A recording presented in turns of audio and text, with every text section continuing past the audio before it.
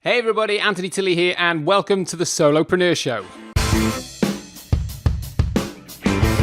Welcome to the Solopreneur Show with your host, Anthony Tilley. To get your hands on more great business training and advice, plus the chance to join our free Facebook group where you will see extended guest interviews, the opportunity of free one-to-one coaching, and behind-the-scenes access to Anthony, go to www.thesolopreneurshow.com and join us today. And here's your host, the man himself, Mr. Anthony Tilley.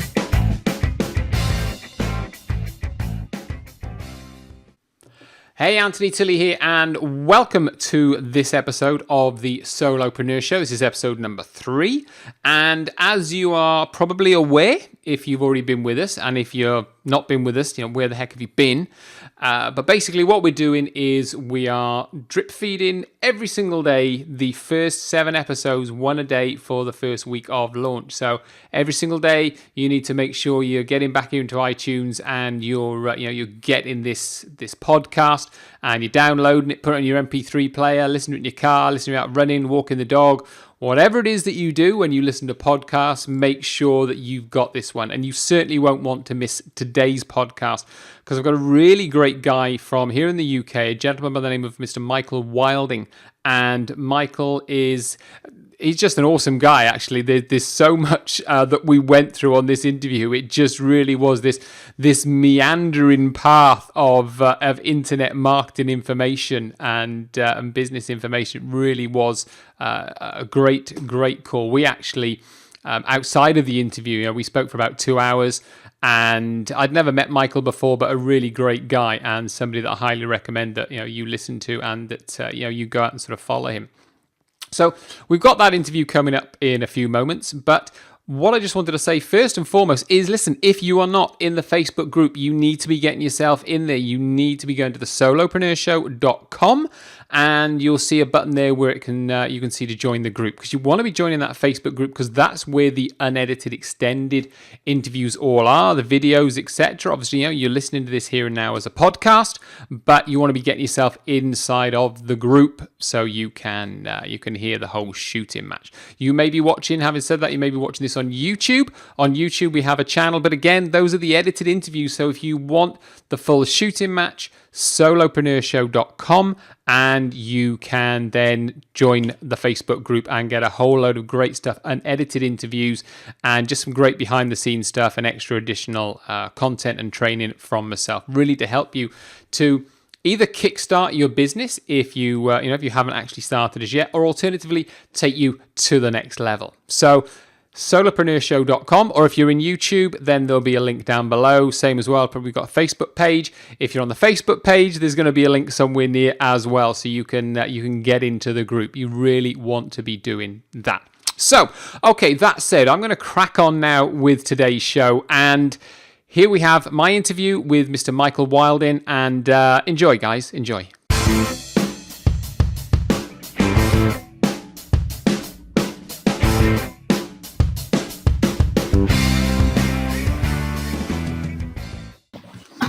Okay, so I'm joined today by Michael Wilding. Now, Michael is a blogger, author, entrepreneur, and has created quite a few very sexy shoes, from what I understand, over the years. So we'll be talking about that in a little while.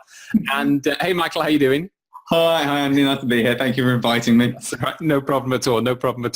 So during on the Solopreneur Show, Michael, I like sort of to get people on and obviously to find out, get their little sort of golden nuggets and their secrets, etc. And for you, what I really wanted to sort of to draw out of you later on is your content creation secrets, because to me you seem like, I don't know, like J.K. Rowling on speed. I don't know. You just your content creation is phenomenal. Thank you. Never been described like that before, but and basically, though, what I also love to do is to get people's stories, and having sort of read your blog and know sort of some of your backstory, I would really like you sort of to go into that, because yes, no problem with this knowledge. So please just take as long as you want to share your story with us. Thank you. Dangerous statement. I like to talk. So So I like to listen. Then we're okay. I actually fell into the whole internet marketing thing by mistake. Originally, I was going to go to art school. I wanted to be an animator. Always wanted to be an animator. And, always. I wanted to be a doctor or an animator or a magician at one point. But my grandfather put me off going into medicine. He was a doctor, and he put me off that. And I don't know, magic just fell by the way. So It disappeared. it just exactly. And so it was animation. I actually was got into art school, and on the first day just called up and said I wasn't turning up. So went traveling for a bit, came back, and went into acting, went to drama school. Right. And my family's kind of theatrical, and we've got people. And I should say, if you hear some noises above me, I do apologise. We've got some work going on, and they're plastering the room above, so there might be the odd drop or floorboards. The house is pretty old as well, so everything creaks and moves, and there's no soundproofing anywhere. But yeah, so I went to drama school, loved it, had a great time. Really enjoyed acting, really lucky, left drama school, worked, and all the rest of it. Problem was that I didn't really want it enough. Right. And if you're going to be successful in acting, you kind of need to want it a lot. Yeah. So my agent left the agency that I was part of, and I thought, well, do I want to find another agent? I mean, I was still with the agency, but auditions dropped off, and I was like, this is what I want to do. And my girlfriend at the time was like, well, why don't you see if you can get into designing shoes? Because she was obsessed with shoes. And while I was still at drama school, we kind of had a bet about who could design the better pair of shoes. And I was like, well, I'll take that on. I was going to go to art school. I can draw. And I'd realised how much I'd missed drawing and how much that had been a part of what I did. And I kind of just got into drawing shoes, and it was just something I quite enjoyed. So when she suggested it, I was like, well, nothing ventured, nothing gained. And I got quite lucky. I went to Cordwainers, which is part of London College of Fashion, but the old shoemaking place in London. And I felt a bit out of place. I turned up with like 2 A3 pieces of paper with some sketches on it. Everyone else has kind of got these portfolios and stuff. I'm like, oh, it's going to be a disaster. This is just going to be a disaster. I was never really one for putting work together, shall we say, and preparing in that way, particularly not like university or school work or whatever. I just wasn't very good at that. Could never really be bothered. So yeah, I turned up and left about 6 minutes later, and they very kindly offered me a place and offered to pay for it. So I was like well, okay, nothing ventured, nothing gained. So yeah, so that was a postgrad course. So I did that for a year, and then went out into the wild world of shoemaking, and designed for a high-end label, boutique label in Sloane Square first, and that was great. Did all the fashion shows, and loved it. Hard work, but loved it. And then went to up to Manchester, actually, where a lot of the high street stuff's designed, and did that for 7 months. And that's the only time in my life I've ever worked for someone else. Right. Because when I was doing the boutique stuff, it was freelance work. Full-time freelance, but freelance nonetheless. Yeah. And before that, when I was at drama school and kind of in between acting jobs, I worked in theatres. I was a flyman, bringing down the sets and scenery and rigging and all that kind of stuff. So that 7 months was the first time in my life I worked for someone else, and I absolutely hated it. I mean, it's probably quite unusual to get to that age anyway and have never worked for someone else before, but I absolutely hated it, and I lasted 6 months, and I gave my notice. Yeah. And then also I wasn't really designing either, to be honest. It was like, because it was high street stuff. I mean, at one point we were doing 50 designs a week, you're just churning things out for the high street, and then they're selling them to different shops, and they're putting different labels in. And it's all the same stuff, you know. And that wasn't really what I enjoyed. I enjoyed the drawing. So I went back to freelance, and I set up my own couture label, and which, looking back, was quite a bold move, considering comparatively my experience quite low. But in the short space of time, particularly working for the boutique label, I had a lot of experience with factories and unusual materials, and working with the production process as well as the design. So I set up a couture label and did quite well for a little while. That did well. We had some great clients, and to this day, I think the best pair of shoes I ever made was for an auction, opening the Monaco embassy in London, and Prince of Monaco wanted a few pieces that were going to be auctioned off as part of this opening for charity.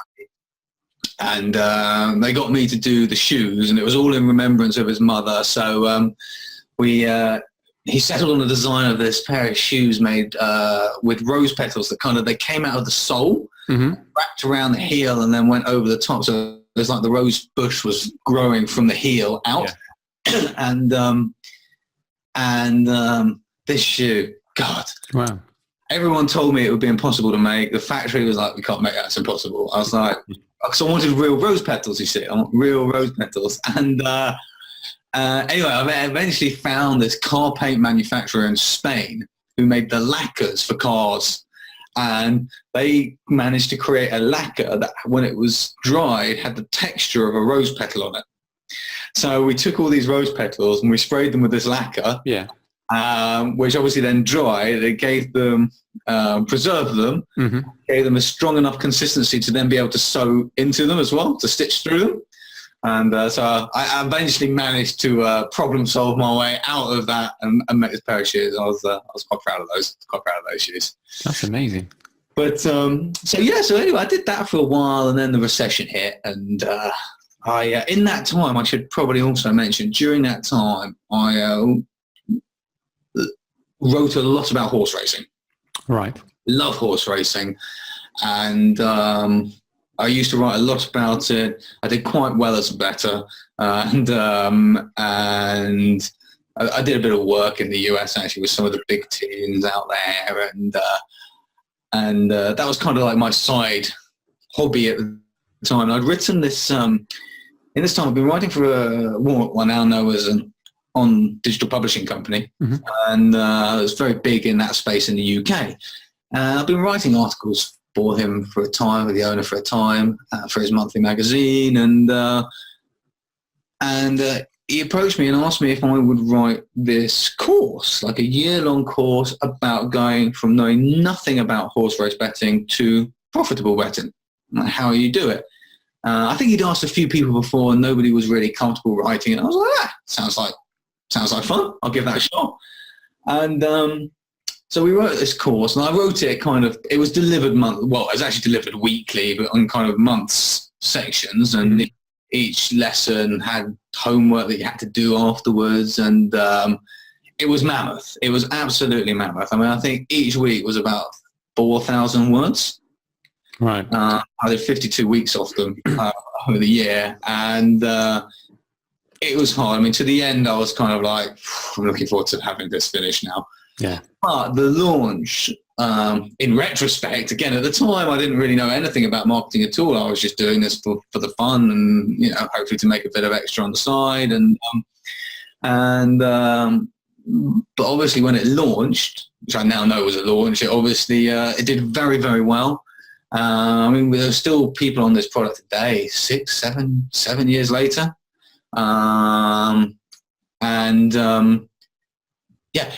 It did absolutely superbly. So when I eventually closed down my footwear business, because during the recession, people just stopped spending that kind of money on shoes, to be honest. And I kind of was like, about 6 months to a year, I was deciding, what do I do? What should I... what's the best way to do? What should I do next? I know I didn't want to go back into shoes because it would mean going back designing for the high street, because at the time you don't need many people to design a pair of shoes. So all the freelance jobs had dried up for the same reason, because of the recession. And I was like, there's no way I'm going to go back and work in an office. And then I was thinking, do you know what? Maybe I can do what Darren did. Like, I mean, I did quite well out of that launch. She must have done really well. So I was like, well, I could probably do that myself. So I set up my first blog, and originally that was actually designed for the people that had been on this course, and they'd also been asking for something else, some extra follow-ups after the end of the year and everything else. So I set up this blog, just content. I learned to build the websites myself and all the rest of it. And that was kind of how I got started. And I built this website and started to try and build a mailing list, really struggled with it. And at the time, I didn't really have any focus of making money either. I had no products and nothing. And I actually didn't have my first product. It was just a content hub. Mm-hmm. I didn't actually make a product for 3.5 years of that blog. Right. It was just pure content because at the time, it wasn't even making money online or whatever. I'd never really crossed my path. I would just set up a blog about something I was interested in and knew about, and that was kind of it. I was just kind of helping other people, but it got expensive to run. Right. And that was where the problem started. The time, not even so much the time. I started to get quite a lot of traffic after about 1.5 years and traction.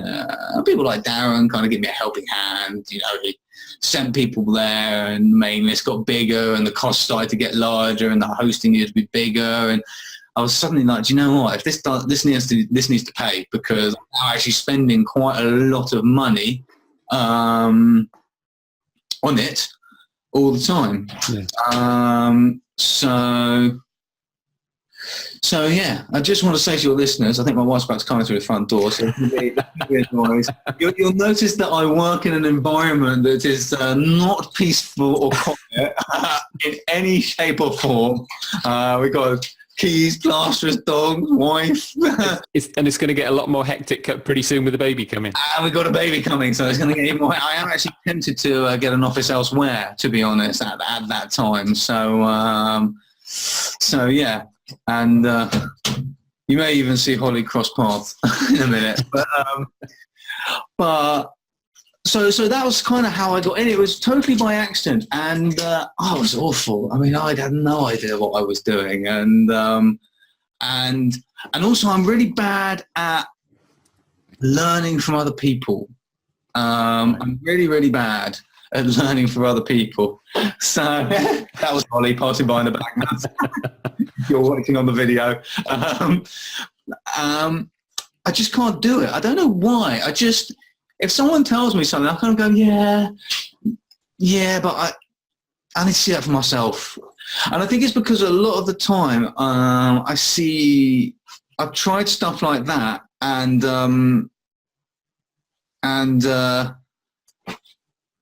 I then go and do it for myself, and it works. Or someone's told me something won't work. Yeah, I can do it for myself, and it does work. So it's I struggle to just take for word what someone says. I kind of have to do it. And I bought a few courses, and by the time I think I bought my third course, I was like, you know what? I've read this before. I also consume content very, very fast. Mm-hmm. So I prefer written content over video, because for me, I can read very quickly, and I just pick out all the information. And I was kind of going, well, I don't get what I'm seeing the same thing every time coming back, and why am I spending money buying the same stuff when I've already read it and actually I already know what's going to be in it? So I stopped doing that completely. I was like, that's not working for me. And I just started, a bit cheeky, I started putting my services up for sale on it was Elance at the time, it's now Upwork, and doing anything. Spinning, like using spin rewriters to do stuff, because at the time a lot of people were really into that, and it was really popular. Fine, I want to see if that building websites, creating landing page. I found building websites on WordPress quite easy. I was quite lucky, so I was like, I started doing all that. But the biggest thing was I started writing sales copy. I sold a few on the Warrior Forum and Elance, Upwork, and I just started undercutting everyone. Right. My theory was, do you know what? Yeah, I think the cheapest I did a sales page for was $50. Right. Just like $50. And I was like, because for me, it wasn't actually about the money. It was about being paid to learn. And it was about real world learning. And I was like, the only way I'm going to get good at writing sales copy is by doing it. Right. Yeah. So I just need to write as much as possible. And there are loads of people out there who don't want to bother doing it. And I need the motivation to do it. So to get the motivation, I'm just going to sell sales pages for $50 because actually I just want to sit and write them and to churn them out and have deadlines because those people were doing launches and everything else. And I did that and I wrote a lot, and then slowly the price went up and slowly people that were known started to ask me to write, and I found what I enjoyed the most, one of which email copywriting is probably my most favorite thing of all. I kind of got comfortable, and that was, to be honest, how I learned. It was trial and error over a comparatively long period of time. And obviously I started to make money and things started to work, but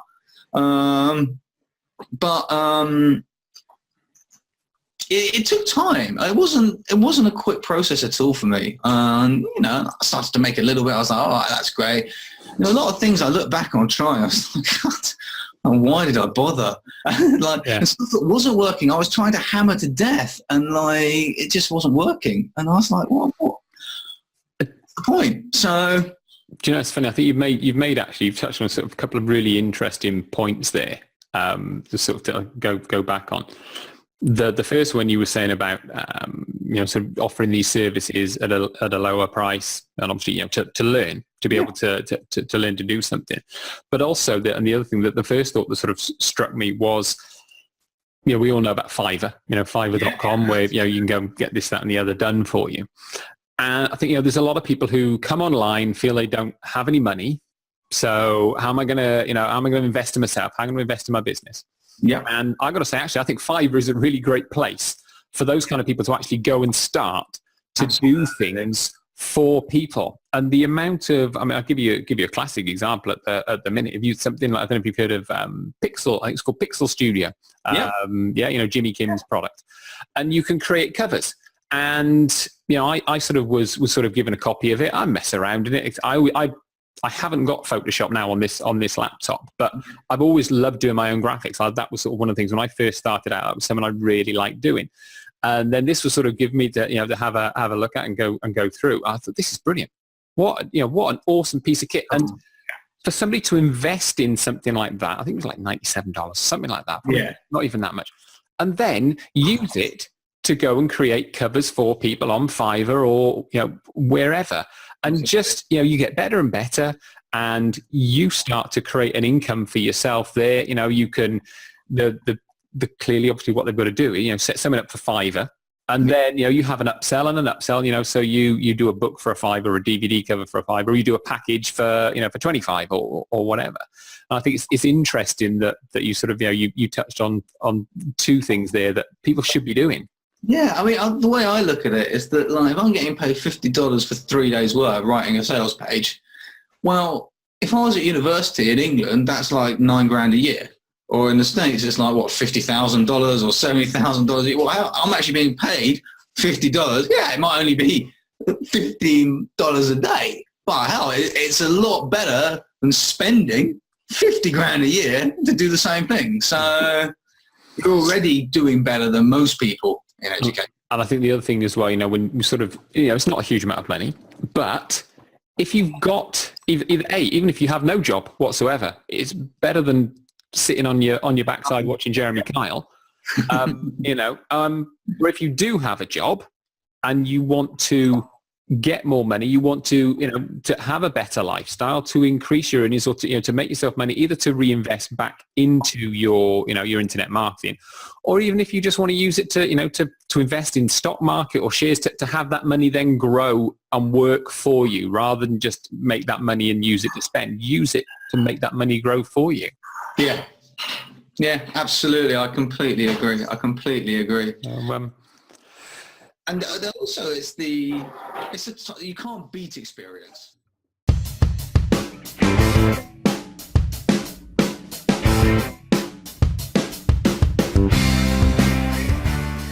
Okay, so we're going to leave the interview there at the 20-minute mark if you're listening here on the podcast. Basically, we like to then to do that. It allows us to keep the podcast in total between 30 to 40 minutes here on iTunes or Google Play, wherever it is that you happen to be listening to it. But what you want to be doing is getting yourself to the solopreneurshow.com/Michael Wilding, and you'll be able to hear the whole of the interview if you then click the link and join our Facebook group, because that is where we have the unedited versions of these interviews. And if you do that, if you join the Facebook group, you will be able to hear Michael talking about the very controversial subject of co-regging. And he actually puts across a lot of great points about it and shares with you how to do it properly, how to do it ethically.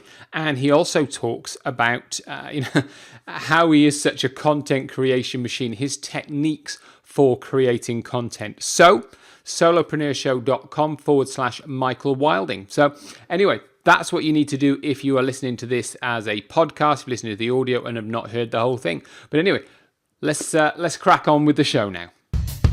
And now it's time for my favourite part of the show. It's Ask Anthony.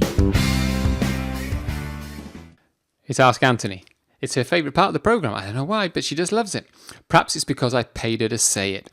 So, okay, so this week, I've got one question. There was actually quite a few different questions coming, but actually I wanted to address this one particular question that I have from Brian. And Brian, thank you very much for this. And this is one that I can't really answer in the short time that I have available here. And a lot of people far, far greater than I have attempted to answer this question. And the question that Brian asks is, how do I develop a money-making mindset? Well, I think we all, we all have a habit sometimes of, being negative, of looking on the dark side. Of thinking something isn't going to work. And one of the key things, really, Brian, is making sure, you have that complete and utter confidence in what you're doing and what you're saying.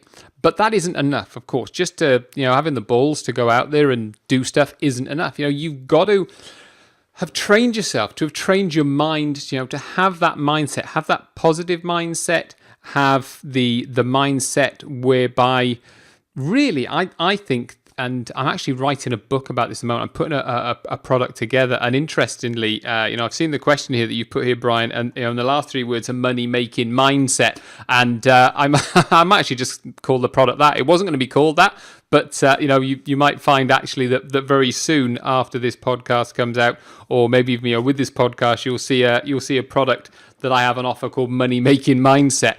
And basically the premise behind it is I talk about fixed mindset and growth mindset. Now, this is something that Carol Dweck from Stanford University is very well known for talking about. And if you have that fixed mindset, you believe that the intelligence you're born with is the intelligence you have. Whatever it is that you came into this earth with is what you're going to leave with. That you can't really sort of grow yourself. And then there's the growth mindset, which completely is the opposite of that, which yes, you do. You realize that this that's going on here between your ears it's a muscle, and like any other muscle, if you exercise it, if you work it, if you develop it, then it's going to grow. It's going to become bigger. It's going to become stronger. And of course, it's by putting the right information into the machine. Into the machine that is your brain. Is putting the right information. If you tell a kid often enough, that they're stupid, or that they're ugly, or that they're no good, etc., eventually they're going to believe it.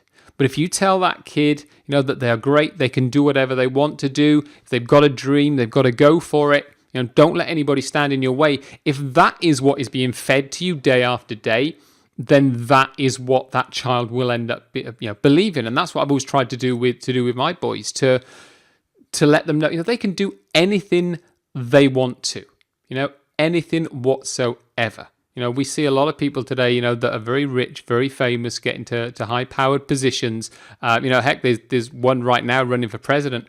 And hey, who knows when this goes to where he might be president.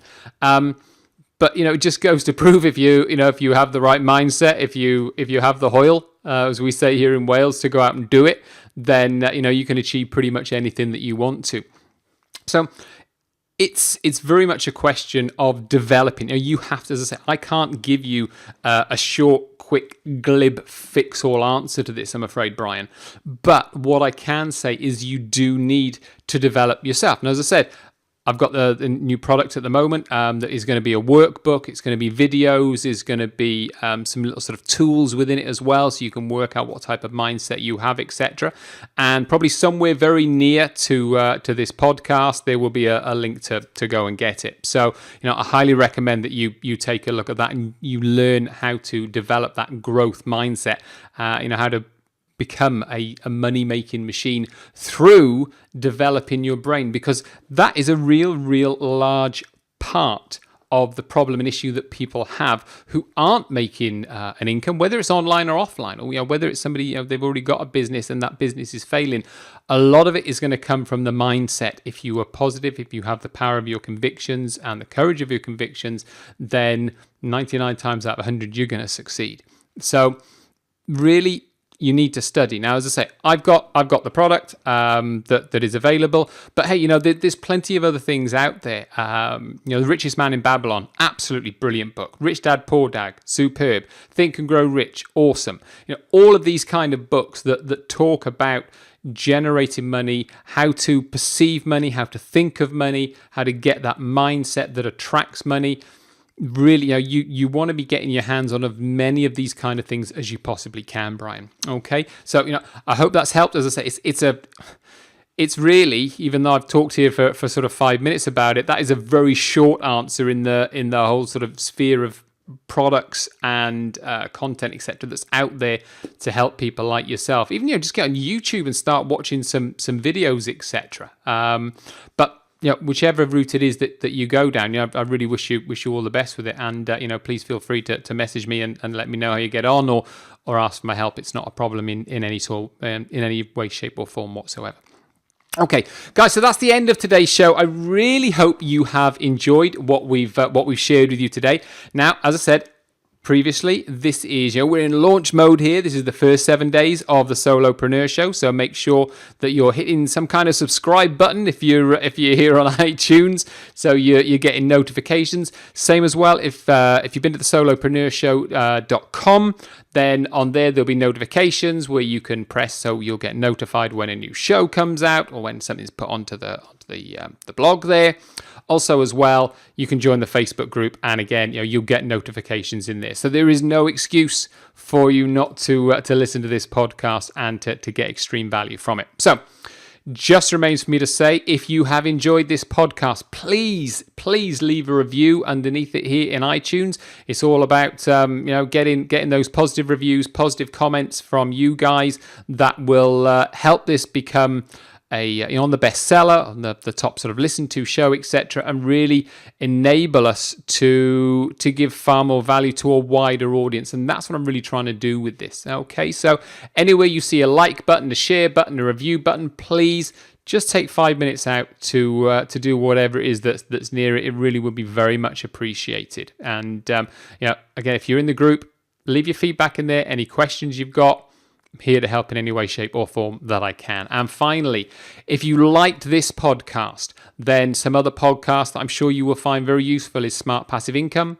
Marketing School, Online Marketing Made Easy, Perpetual Traffic, Startup Chat, and finally, Own It, Your Business and Your Life, from the lovely Nicola Cairncross, who obviously we've already had as a guest.